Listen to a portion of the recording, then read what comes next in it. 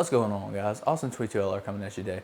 Today I want to talk about something that's kind of funny and kind of weighed on my mind at a really random time.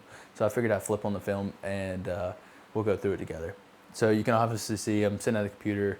I was editing a couple videos. I decided to pop on Call of Duty, kind of relax a minute, and I was like, all right, pick up the camera, let's talk about it. So I have a buddy that he's a good friend. He's an awesome guy. We go out and we shoot a lot together. And he says, hey man, how do I get better at pistol? And basically, I said, go buy, I recommend Glocks. Buy whatever pistol you want.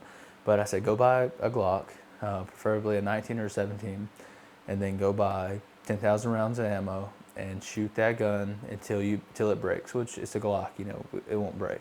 But I said, once it breaks, fix it again, and then go shoot another 10,000 rounds through it, and you'll probably be pretty good at pistol. And he's like, okay, I guess that makes some sense. And he carried on that path for a year or so. And then he came to me, and because I do some 22 LR like long range shooting, and we all know it's a gear race, right? Don't get me wrong, there's some guys that can come out there with a standard CZ, and they do phenomenal, and they got their $200 Vortex scope, and they do great. But you have the other end of the spectrum that's spending $10,000, $15,000 on one specific rifle. And he's like, man, how do I get into long range shooting? I said, man, the best way to get in long range shooting is to pull out your checkbook and start writing some big checks with a lot of zeros. I said, that's how you get in long range shooting.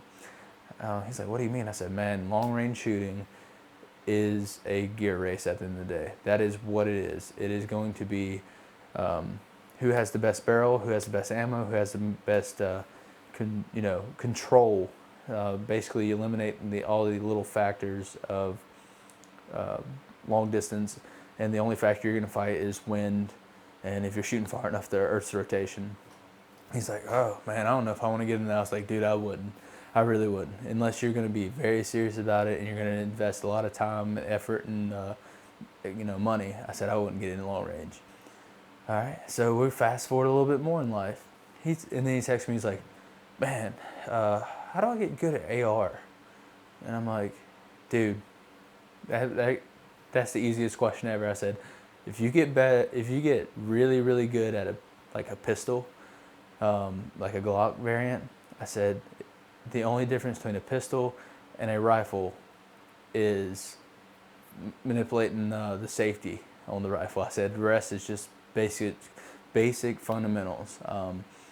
The best way I've ever heard it put is, you take a pistol, we'll say 2-3 pounds. I'm not really fast on how much a Glock weighs these days, but you're pulling a 5-pound trigger. So your trigger's 9 times out of 10 is heavier than your gun. And if you can figure out how to pull a trigger that's heavier than your gun, when you transfer over to a AR style pistol or AR style rifle, you're pulling a 3-pound, 4-pound trigger and a 10-pound gun, 7-pound gun. I was like, man, the only thing you need to get really good at is a pistol, and then the rifle will fall right into place. He's like, what do you mean? I said, dude, if you can shoot a pistol, you can shoot any other gun that I put in your hands. And he was like, man, that makes a lot of sense. He's like, why do you think that is? And I was sitting here, I was playing the game, and I was like, man, I wonder why that is. And I think it boils down to, yeah, your grip's important on a pistol, but honestly, your grip's not really important on a rifle. It doesn't have a lot of recoil.